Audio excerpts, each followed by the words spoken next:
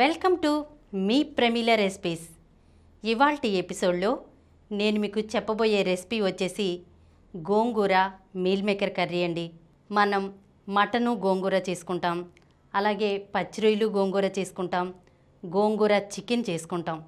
అలాగే ఈ మీల్ మేకర్ని కూడా గోంగూరతో కలిపి చేసుకున్నట్లయితే కనుక చాలా టేస్టీగా ఉంటుందండి. ఆ కర్రీస్ మటను, చికెను, ప్రాన్స్ ఇవన్నీ ఏ టేస్ట్ వచ్చాయో వీటితో కూడా అదే టేస్ట్ వస్తుందన్నమాట. ఒకసారి ట్రై చేసి చూడండి, పిల్లలకి కూడా ఇది బాగా నచ్చుతుందండి.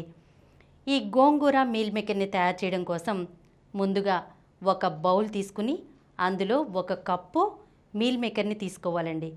ఈ మీల్ మేకర్ని ఇలా చిన్న సైజువి తీసుకున్నట్లయితే కనుక కూరలో బాగా ఉడికి టేస్ట్ చాలా బాగుంటుందన్నమాట.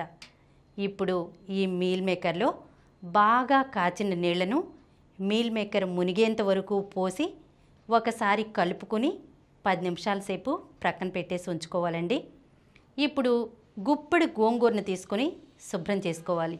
అంటే గుప్పెడు గోంగూర అంటే మనకి పెద్ద కట్ట అయితే 1 సరిపోతుంది, లేదంటే కనుక చిన్న చిన్న కట్టలైతే 2 కట్టలు సరిపోతాయండి. ఇప్పుడు ఒక ప్యాన్ పెట్టుకుని అందులో ఒక 5-6 పచ్చిమిర్చిని వేసుకోవాలి. తర్వాత శుభ్రం చేసినటువంటి గోంగూరను వేసుకుని 1 టీ గ్లాసు వాటర్ను పోసుకుని మనం మూత పెట్టుకుని ఈ గోంగూర పచ్చిమిర్చి బాగా ఉడికేంత వరకు ఉడకనివ్వాలండి. కొద్దిసేపు అయిన తర్వాత మనం మూత తీసి చూస్తే గోంగూర పచ్చిమిర్చి కూడా బాగా ఉడికిపోయి ఉంటాయన్నమాట.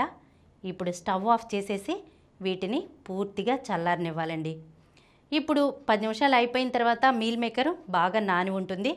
ఇప్పుడు మీల్ మేకర్ని ఆ నీళ్లలో నుండి కొంచెం కొంచెం తీసుకుని బాగా పిండేసేసి ఇంకొక బౌల్లోకి వేసుకోవాలి. ఇప్పుడు గోంగూర కూడా చల్లారిపోయి ఉంటుంది కదా, దీన్ని ఒక మిక్సీ జార్లో వేసుకొని బాగా మెత్తటి పేస్ట్ లాగా పట్టుకుని ప్రక్కన పెట్టేసుకోవాలండి. ఇప్పుడు ప్యాన్ పెట్టుకుని అందులో 3 టేబుల్ స్పూన్ల ఆయిల్ వేసుకోవాలి. ఆయిల్ కాగిన తర్వాత ఇందులో మనం మీల్ మేకర్ నానబెట్టుకుని ఉంచాం కదా, ఆ మీల్ మేకర్ని వేసుకుని చక్కగా వేగనివ్వాలండి. కలర్ చేంజ్ అయ్యేంత వరకు మనం ఈ మీల్ మేకర్ని వేయించుకోవాలి. అలా వేయించుకుంటేనే మనకి కూరలో మనకి మీల్ మేకర్ తినేటప్పుడు చాలా టేస్టీగా ఉంటుందన్నమాట. ఇలా మీల్ మేకర్ చక్కగా వేగిన తర్వాత వీటిని కూడా తీసుకుని ఒక బౌల్లోకి వేసేసుకోవాలండి.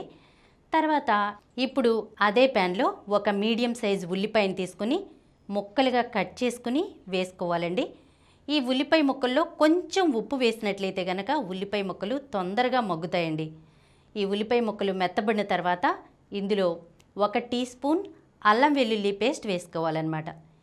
ఈ అల్లం వెల్లుల్లి పేస్ట్ని పచ్చివాసన పోయేంత వరకు వేగనివ్వాలండి.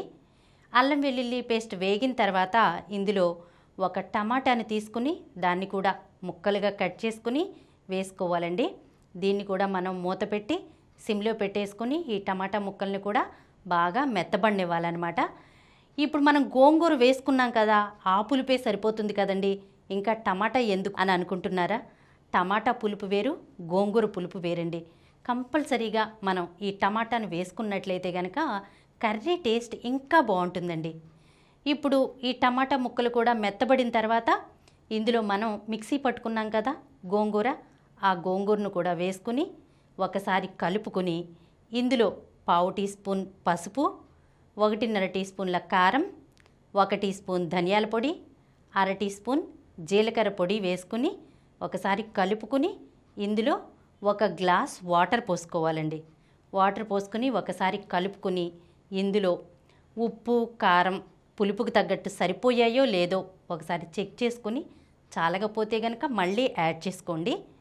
ఇందులో ఇప్పుడు మనం ముందుగా వేయించి పెట్టుకున్నాం కదా ఆ మీల్ మేకర్ను కూడా వేసుకోవాలండి. వేసుకుని ఒకసారి కలుపుకోవాలన్నమాట. తర్వాత ఇందులో చివరిగా 1/2 టీ స్పూన్ గరం మసాలా పౌడర్ని వేసుకోండి. వేసుకుని ఒకసారి కలుపుకొని ఈ ప్యాన్ మీద మూత పెట్టేసుకుని మనం మంటను మీడియం ఫ్లేమ్లో పెట్టుకుని ఆయిల్ పైకి తేలేంత వరకు మనం ఈ కర్రీని ఉడికించుకోవాలన్నమాట. ఒక 10 నిమిషాల తర్వాత మనం మూత తీసి చూస్తే చక్కగా ఆయిల్ పైకి తేలి మనకు మీల్ మేకరు గోంగూర కర్రీ చక్కగా ఉడికిపోతుందండి. ఇందులో ఇప్పుడు చివరిగా మనం సన్నగా కట్ చేసినటువంటి కొత్తిమీరని యాడ్ చేసుకోవాలండి. అంతేనండి, ఎంతో టేస్టీగా ఉండేటువంటి మీల్ మేకరు గోంగూర కర్రీ రెడీ అయినట్లే. మరి మీ ఇంట్లో కూడా తప్పకుండా ట్రై చేస్తారు కదా. ఈ వీడియో మీకు నచ్చినట్లయితే మా ఛానల్కు సబ్స్క్రైబ్ చేయండి, లైక్ చేయండి, మీ ఫ్రెండ్స్కి షేర్ చేయండి.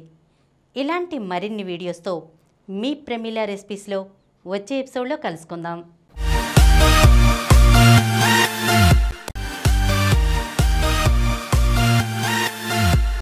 ఈ కార్యక్రమం మీకు ఎంతో నచ్చింది కదా. ఇటువంటి మరిన్ని వీడియోల కోసం అనతి కాలంలోనే 20 కోట్ల వ్యూస్ సాధించిన సమరం ఛానల్ సమర్పించు సమరం ఫుడ్ ఛానల్కు సబ్స్క్రైబ్ చేయండి, లైక్ చేయండి, మీ ఫ్రెండ్స్కి షేర్ చేయండి. అలాగే ప్రక్కనున్న గంట సింబల్ని ప్రెస్ చేయడం మర్చిపోకండి.